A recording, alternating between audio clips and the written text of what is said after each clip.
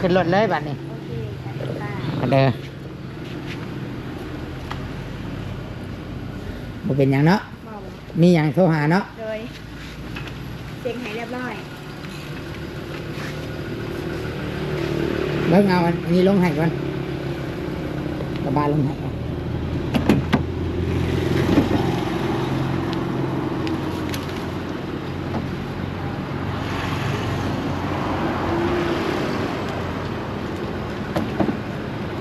เป็นทั้งรถเจ้าบัดนี้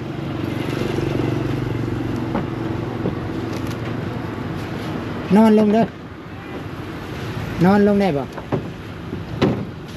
อนแล้วปิดหัวตึก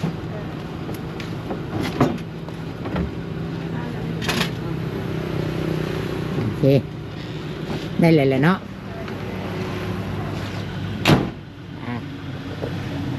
จ่ายเงินก่อนเด้อทุกคนเด้อบัดนี้เด้อเดี๋ยวพุ่นแหละเจอกันอยู่บ้านมือบ้านพุ่นแหละ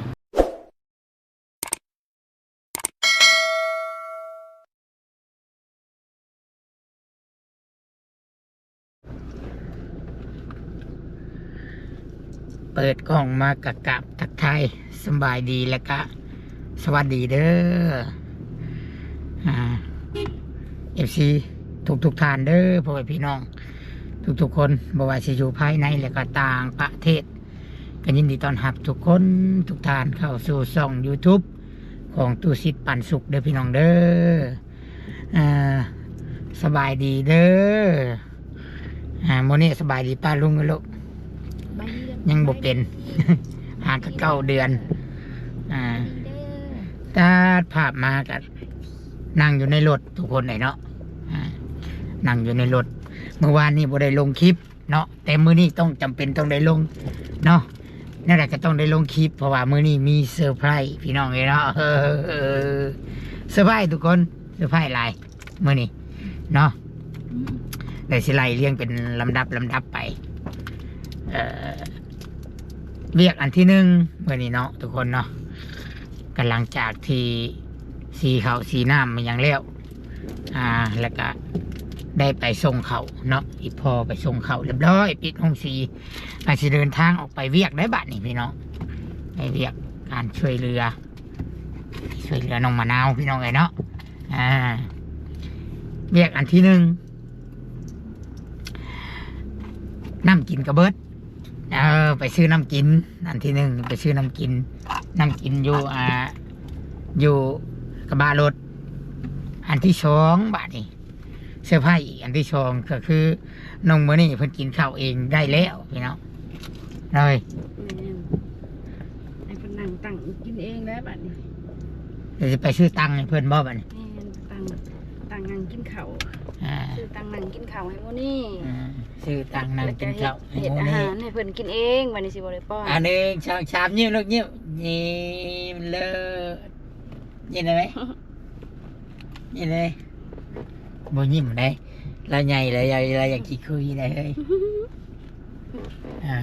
ไปซื้อตังค์ให้เพิ่นแล้วก็ซื้อแนวกินให้เพิ่นแล้วก็ไปเอาเงินพี่น้องไปเอาเงินแม่บุญเรืองกับแม่ยายรัดเพิ่นฝากมาให้ซื้อรถถีบให้น้องมะนาวพี่น้อง เอาเนาะเป็นจริงจนได้บาทนี้พี่น้องเลยขอบใจแม่ไงเรื่องแม่บุญเรื่องกับแม่รัดเด้ออยู่ทางสหรัฐอเมริกาเนาะเพิ่นก็ฝากมาให้ตั้งแต่วานนี่บ่ไหลพี่น้องแต่วานนี่ไปบ่ได้เด้อทุกคนเด้อถือว่าฝนตกลิ้นเบิดมือเลยเมื่อวานเบิดมือเลยบ่หยุดเลยตั้งแต่คืนก่อนผู้เมื่อวานนี่เบิดมือวันนี้เว้าอะไรพี่น้องวันนี้เว้าอะไรบ่หยุดฝนตกบ่หยุดก็คือตัวแม่บุญเรื่องกับแม่รัดคือสิคล้องเบิ่งคลิปเนาะขอโทษขออภัยเด้อไอ้แม่เด้อแล้วก็ FC เนาะไปบ่ได้ทุกคนแต่ว่ามื้อนี้ก็เลยต้องได้ไปมื้อนี้คือว่าอันแหละแต่ว่าฝนนี่ก็ยังตกอยู่นี่เบิ่งหนทางเลยพี่น้องขี่ไว้ฮอดบ่ได้เลยเนี่ยค่อยขี่ไปค่อยขี่ไปเด้เนาะ ก็สิไปถอนเงินออกก่อนอันดับแรกไปถอนเงินเอาเงินออกมาแล้วก็ไปซื้อโรตีไปน้องมะนาวกับโบฮู้ว่าราคามันเท่าไหร่เด้อพี่น้องเด้อจากพอบอกพ่อหรือว่าเรือคิดว่าพ่อจะดอก100โรตีมันสิอยู่วังบ่เกิน 3,000 ดอกพี่น้องเนาะบ่เกิน 3,000 เรือตุสิทธิ์ก็ใส่น้ำมันเลยเจ้า พี่น้องเอ้ยเนาะก็ตามอีเมลเพิ่นบอกเพิ่นว่าให้จัดแจงพี่น้องเอ้ยเนาะทำเรือกับเรือวังโบราณดอกวัง400-500นี่แหละไปซื้อโรตีให้เพิ่นเด้อพี่น้องเด้อมาลุ้นน้ำกันจักชีเลือกชียังให้เพิ่นบริถามกันแล้วแต่เนาะชียังก็ได้อยู่ดอกพี่น้องเอ้ยเดี๋ยวตัวชิดจัดการให้บ่ให้ยากน้ำบัดนี้แล้วเนาะมะนาวสิได้รถถีบซ่อนผู้เบาแล้ว ไปใส่มาใส่กับไว้เนี่ยนะพี่น้องบัดนี้เนาะไปใส่มาใส่กับไว้เนี่ยแหละคือสิไว้เนี่ยแหละบัดนี้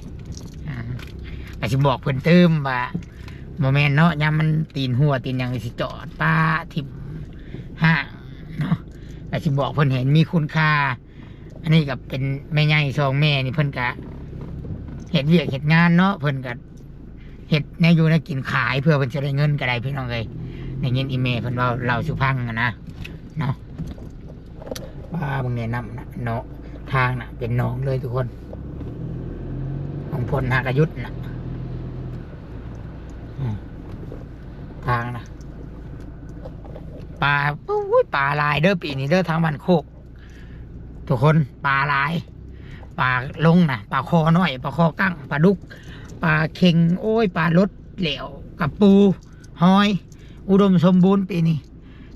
จนอันญาติพี่น้องหรือว่าลูกค้าFC ผู้เพิ่นหักแพงน้ำเฮือนนั่นลูกค้าเข้ามาอย่างนั้นเพิ่นเอามาให้จนปฏิเสธเพิ่นเนาะบ่แม่นว่าขี้เกียจบ่แม่นรังเกียจเพิ่นเด้พี่น้องขอโทษอันปฏิเสธน่ะคือมันบ่มีบ่อนไว้หลายอหลีจนบ่มีบ่อนขังพี่น้องเอ้ยเนาะกินน้ำบ่ทันเน่าน้ำก็มีซื้อในคนมาปลาดุกปลาคอน้อยโอ้แซ่บนะแซ่บกินนะทอดกินมันแต่ว่ามันกินน้ำบ่ทันเลยเนาะเน่าทิพย์มันตายได้มันตายไว้ได้พี่น้องบ่คือมันอยู่ในอันนั้นได้ในให้หนองให้หน้าได้นี่แบบนี้ปลามันบืนได้แบบนี้นะนี่เห็นว่าน้ำลดในที่นะมันลดในที่นะมันบืนลงเด้มันลงมันหลั่งลงได้นี่ลงห่วยลงนองได้แบบนี้กลางคืนส่วนหลายมันจะบืนเมื่อนั้นเห็นโตนึงตัววากไงนึงเมื่อน่ะกลางคืนเมื่ออันไปส่งคนไปห้องหมอเมื่อน่ะแต่ว่าบ่ได้ถ่ายคลิปพี่น้องแบบว่าฝ้าไปส่งอันลูกป้าเพิ่นอันเจ็บกระทันหันแล้วก็แบบบ่ได้ตั้งโตเลยนะไปส่งกลางคืนน่ะก็พ่อปลาโคตัววากไงนึงผ้าอันบ่ผ้าสิลงไปเอาอยู่เนี่ยทางกระไดพี่น้องนี่อันนี้พอบ้านได้นี่เพิ่นมาใส่ได้เนาะเอาทุกคนเนาะมาเบิ้งวัตถุสิทธิ์สียังให้น้องมะนาวรถถีบเพิ่นนี่แล้วก็เพิ่นจะขี่ขับเป็นอยู่บ่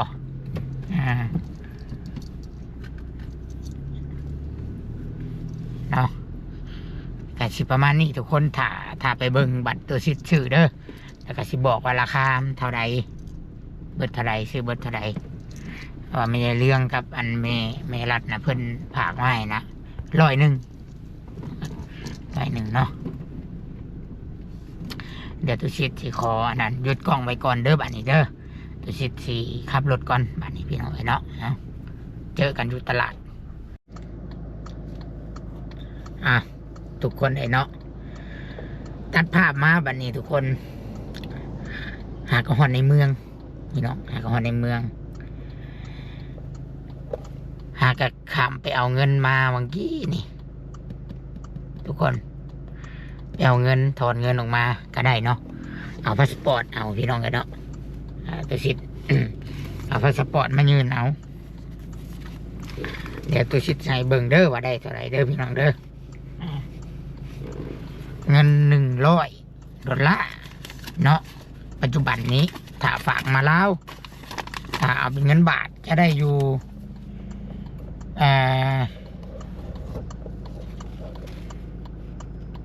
จะได้อยู่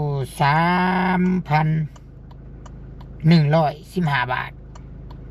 ถ้าเป็นเงินกีบจะได้อยู่2,134,000 กีบเนาะ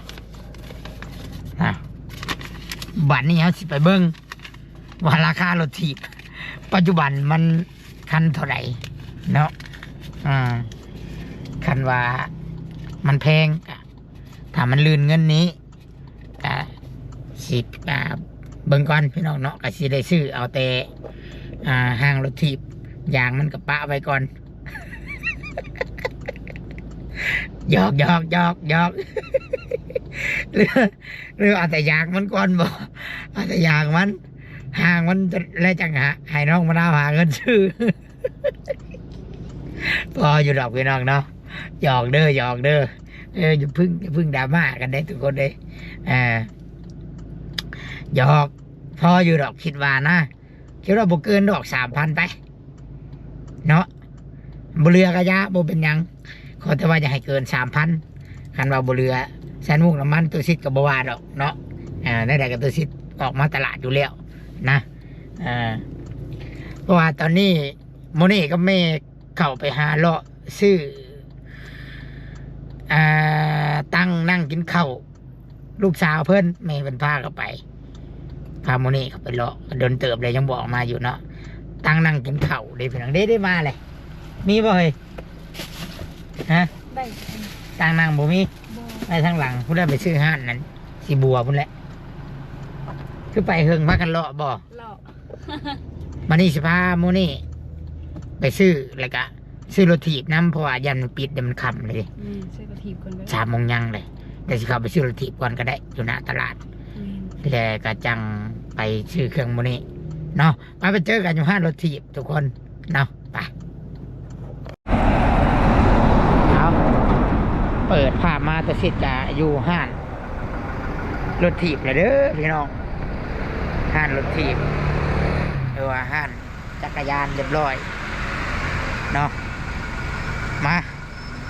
แต่สีมาเลือกน้ำกันว่ามีราคาเท่าไหร่แน่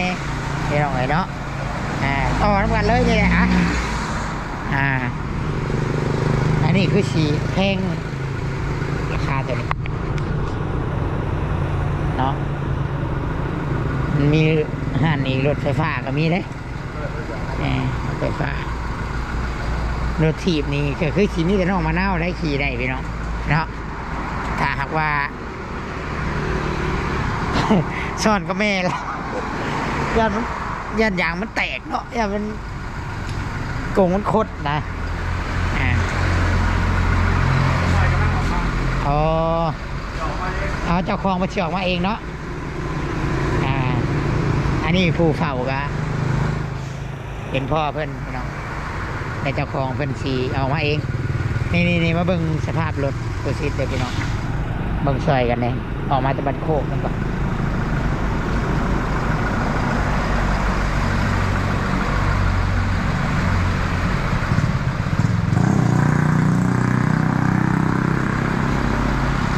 เพื่อนที่ตรงติดเบิดตรงถ่ายฝนเช้าสักก่อนเนาะ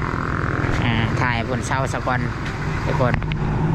รอถ่ายฝนเช้าก่อนจังสีอนามัย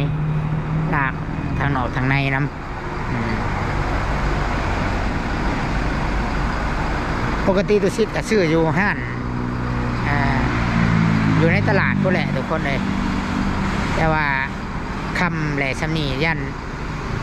เพิ่นปิดแล้วก็มันเข่ายากออกยากอยู่ในตลาดก็เลยแวะห้านที่ติดถนนหนทางแบบซี่ซะเนาะเพราะว่ามันก็โง่ง่ายเลี้ยวง่ายเจ้าของมาเลยสบายดีเนาะน้องคนมาเองเนาะ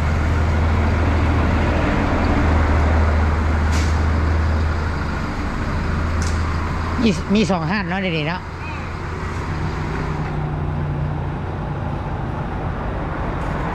สบายดีเนาะเอาคันใหญ่ โอเคเอาโตของไทยบริษัทมา มี2ราคาบ่เอามันมีราคาเท่าไหร่เนี่ย ตัวนี้3,300ตัวนี้2,000 ตัวนี้3,300เลยบ่ เลย เงินบ่พอดิ3,300มีคันใหม่ มีคันใหม่อยู่ติ โดยมี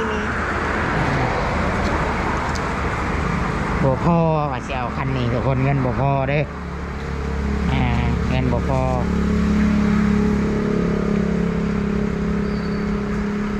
แต่ว่ามันก็ต่างกันได้เนาะเล็กมันเนาะ เจ้า เล็กมันสีใหญ่กว่าเนาะ โดย เล็กมันสีนาสีใหญ่กว่าได้เบิ่ง ถูกต้องมันเป็นของไทย มันก็ต่างกันได้นี่ พ่อเมียมันกระต่างตัวนี้จะเป็นแบบคอเสื่อมตัวนี้คอมาหอ เอาอันนี้คือเสื้อเมา เลย แต่มันก็ใช้งานได้เพิ่มอยู่ดอกเนาะขนาดเขาขี่ธรรมดาเนาะ ทำทักษะกันคุมรถ ใช้อันคันใหม่ทางใด อะไรเอาตัวนี้เนาะ เบิ่งแบบนี้ก็ได้เบิ่งแบบนี้ก็ได้เพราะว่า เงินบ่พอทุกคนเลยเนาะจะมีแต่สีซื้อแนวอยู่แนวกินเชิมให้น้องมะนาวเนาะเงินส่วนที่เหลือกับสีเอาเงินให้เราเนาะใส่น้ำมันไว้ให้เราใส่น้ำมันรถถีบ เนาะเอาที่ว่าราคาธรรมดาก็ได้เนาะเพราะว่า เราก็ขี่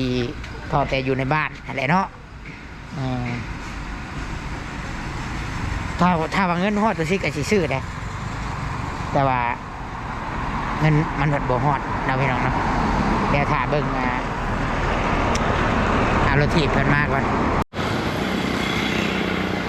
ในช่วงเวลาที่ว่าเฮาถ่ารถถีบมานะ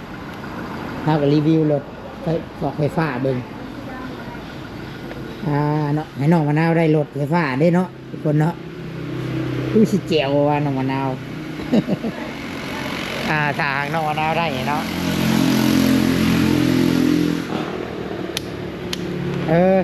อันนี้คือยังไม่ได้ใส่หมอแบตนั่นหรอ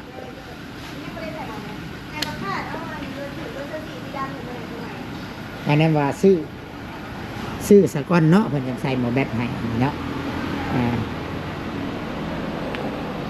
หมดบ่นี่ตัวรถจักรก็มีรถถีบไฟฟ้าน้องมะนาวเนาะคันมีเงินเนาะซื้อนี่ขี่พอดีไฟฟ้ามันใหญ่ซ่อนกันก็ได้พี่น้องไงนะ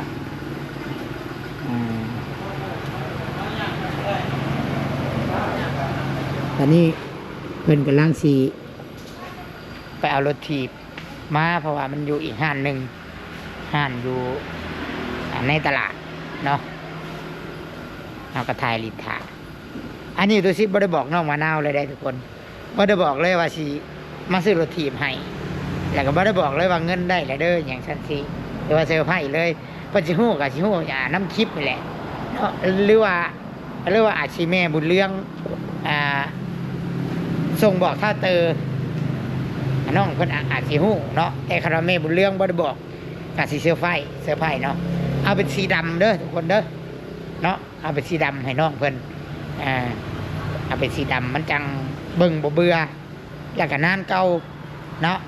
แล้วก็นานเก่านี่เนาะงามมือกันสีดำกันนี่ถ้าว่าเป็นสีดำนี่ตัวสีรีวิวกันมาที่คล้ายๆรถถีบแบบนี้นี่คือรถถีบไฟฟ้าเห็นบ่งามเลยนี่งามเลยมันเบิ่งบ่เบื่อมันนานเก่ามันนานเก่าเนาะ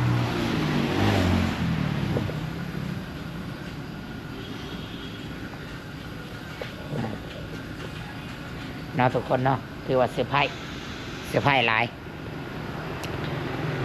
เดี๋ยว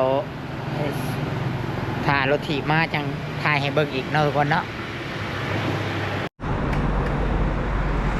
มาเรียบร้อยบาทนี้ทุกคนเป็นใดเป็นเช็คให้ในบัตรโชว์กับบได้ออนเนาะโชว์กับบได้อันยานเนาะพอดี ดีแล้วเต็มหลายกัน พอดี เต็มร้านก็กินบ่ม่วนไม่มีเปลี่ยนเอามาบ่ได้ต้นไม้ใส่ แกนบ่ดังบ่เปลี่ยนใหม่เนาะ ได้เดี๋ยวมาก่อน ตอนนั้นก็ได้คันบ่ดัง ก็นี่มันดีกว่าอันนี้มันเลือกสีอย่าหันเอา เหมือนก่อนมันดีอยู่ ได้เนี่ยพวกนี้มันหันบนนี่เวลาเขาดูงานมันดี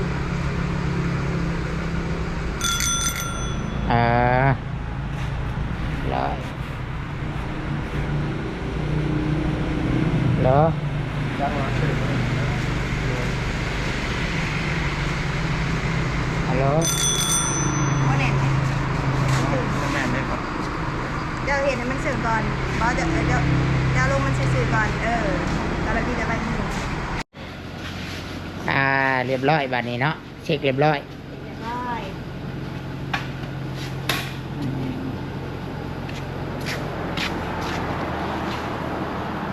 ไอ้ที่จับเนี่ยเอาที่หัน ถ่ายรูปบ่โอ้ได้ถ่ายรูป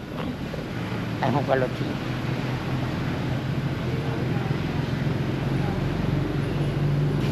ขึ้นรถเลยบัดนี้ โอเคได้ มาเด้อบ่เป็นหยังเนาะ บอก มีหยังโทรหาเนาะ โดยเซ็งให้เรียบร้อย เบิ่งเอาอันนี้ลงให้ก่อนกระบาลงให้ก่อน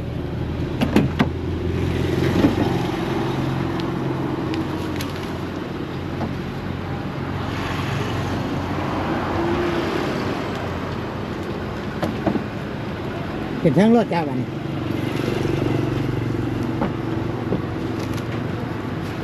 นอนลงเด้อนอนลงได้บ่ นอนแล้วปิดหัวตึก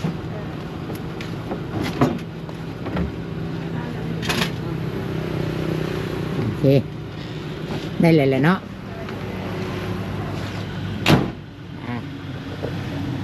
จ่ายเงินก่อนเด้อทุกคนเด้อบัดนี้เด้อเดี๋ยวพุ่นแหละเจอกันอยู่บ้านมือบ้านพุ่นแหละโอ้เห็นอะไรเด้บ้านนี้ยังตุกน้ำอีก น้ำลาย 10 ตุกโอ้ ได้ตั้งขึ้นก็ได้ตั้งอะไรเขาหมั่นเอาหรือว่าหมั่นเอา แล้วว่าบัดเขาเอาน้ำขึ้นแล้วเขาเต็งน้ำเลยก็ได้เนาะ น้ำเต็งก็ได้คันเต็งน้ำได้อยู่ เต็งน้ำแหละ โดยได้ เอาประมาณนี้ก่อนเด้อทุกคนเด้อ